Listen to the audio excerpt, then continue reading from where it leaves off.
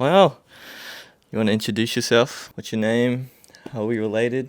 Kia ora everybody. My name is Mahi John Niha. How I'm related to Nelson. He was a sibling of 5 other brothers and sisters, and we brought them up from childhood to where he is now. But now it's been a good years with him and his siblings. Now they're all grown up. Being Nelson, he's the baby now at the moment. So yeah, that's my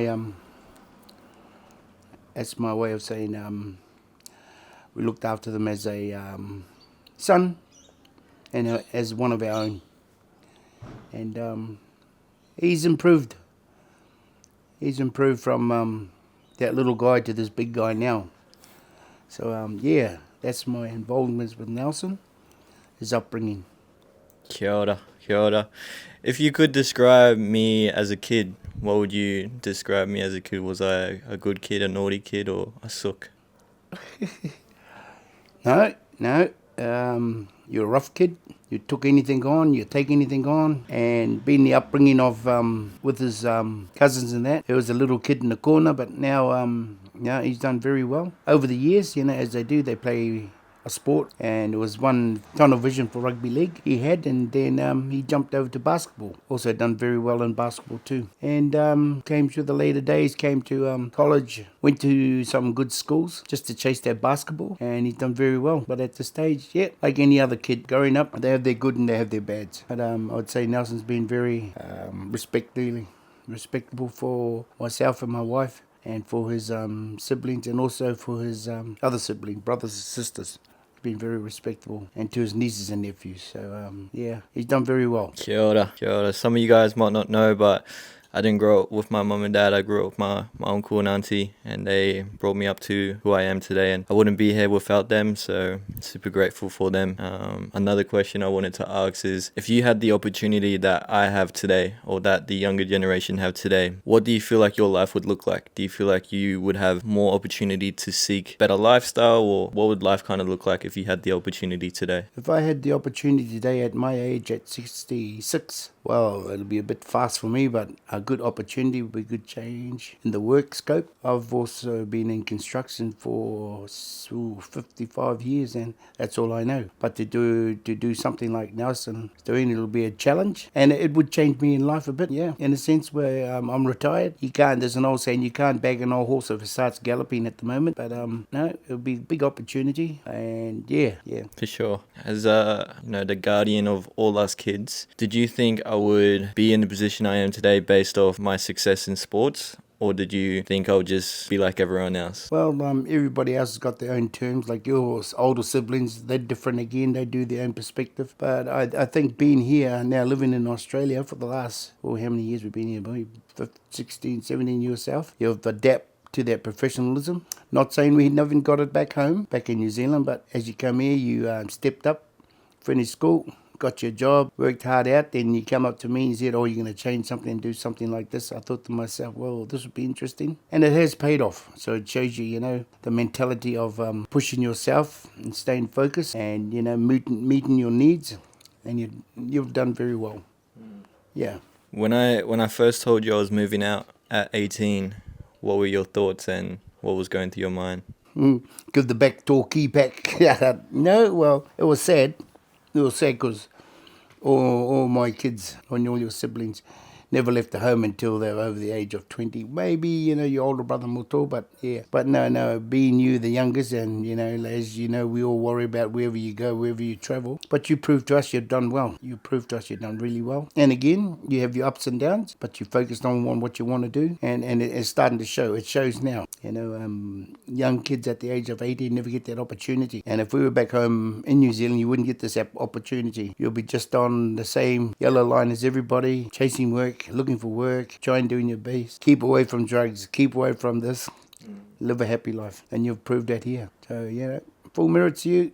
I think when I first told you I was leaving my job or I quit my job, what was going through your head then as well? Like, was it a big shock? Were you scared, or what was kind of... Well, when you said that, it was a big shock for me because I have always been a worker, day and night, every day. And for you to give away opportunity to make ends meet, make you good money, you're giving that all up. And I thought, for what? And I sat back and watched and listened. And like I said, it was a big fright, coming from loading containers, a labourer's job, and then doing what you do now. That's, I would say, that's 100% step up from what you were doing. So you've carved your way. You've done your homework. You can only just fulfill in your dreams and done very well. I wish I could do it. At this age, no. If you were my age and you had the opportunity that I have right now, would you go down that same pathway that I did? Yes, most definitely. If it was around in my day, I will take that big opportunity and lead that way. That's saying being single, not married, no commitments. Yes. So would you say if you're in the ages between 18 and 25, you have no commitments, no relationship, no kids, this would be the best time to kind of bet on yourself? That's right. The best time to kind of work on yourself, because growing up, all I ever saw was my uncle go to work at 4 a.m. in the morning. He'll come home at maybe 4 or 5 p.m. and that was every single day without a miss or without a hassle. I then experienced it during high school, those early mornings where we'd go to training at 4 a.m. in the morning every morning. He would go to work. I'll come home. We'll come home at the same time. So I'd finish school around 3. I would have training around, 5 p.m. and I'll get home at 7 p.m. But that was a regular day for you for like 40 years, 4 a.m. wake up, come home at like 6 p.m. So kind of explain how you built up that work ethic and how you were able to have that work ethic throughout your whole life. Well, it's just, I would say, excuse the language, just the mongrel in me. You work, you get paid. You don't work, you don't get paid. You got commitments like siblings like yourself and your other brothers and sisters at that time, It was survival. And we weren't the richest, but we were happy. And we'd done things that we thought we couldn't do at a low-paying job, but we done really well. Have your good times, have your sad times. But working over the years, like you were saying, I get up at 4. I still do it today. I work FIFO and we start work at 5 o'clock in the morning. That's on the bus going to work. I'm up at 2:15, 2:30, shower, have a coffee, then I go to the crib hut, make my lunch, have breakfast. 4 o'clock, I'm on the bus going to work. That happens 7 days a week. And that you've been living that for like the last 30 years? Yeah.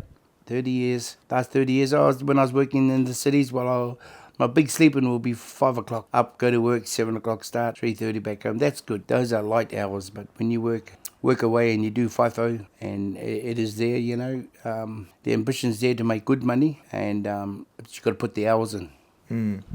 Then the body catches up on you, so you got to slow down. Yeah, so that's my way of saying, over the years I've worked. Work hard, always say to the kids, work hard, save your money for a rainy day. And I think that's the biggest thing I took away was if you work hard, you can get anything you want. That's right. If you put in the work, you can do whatever you want. And it goes to show, because I may have took a different route. I may have, gone down a different pathway, but that's because the opportunity was there for me to take that pathway. Yeah. Back in, my uncle's days, the opportunity wasn't there. They were only taught, work a hard job, work a hard labor job and, save as much money as possible.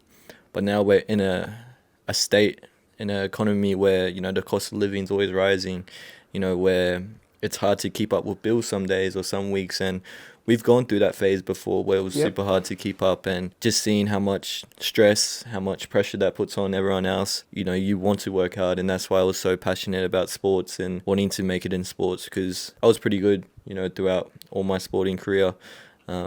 Injuries caught up to me, but I found a new passion and was able to do that. So, we come from pretty humble beginnings, and being able to see, how hard work can get you anywhere where you want. But it was good talking to you about a little bit about your story and my story together, and how we got to where we are today. If there's one message you could leave to anyone watching this video, what would you leave them with? Well, at the end of the day, you're a hard worker and the truth will prevail. As much as you put in, as much as you can get back. And, and be faithful in yourself of work and earning a good dollar. That's the old school saying that today, if you can make it, make it. And leave those options out there for you guys.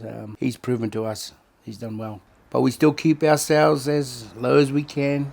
You can go out there, make big money, but it's over here. That's your richest part, is your heart. And looking after people. Thank you. Amen. God bless. I'll talk to you guys later. Cheers.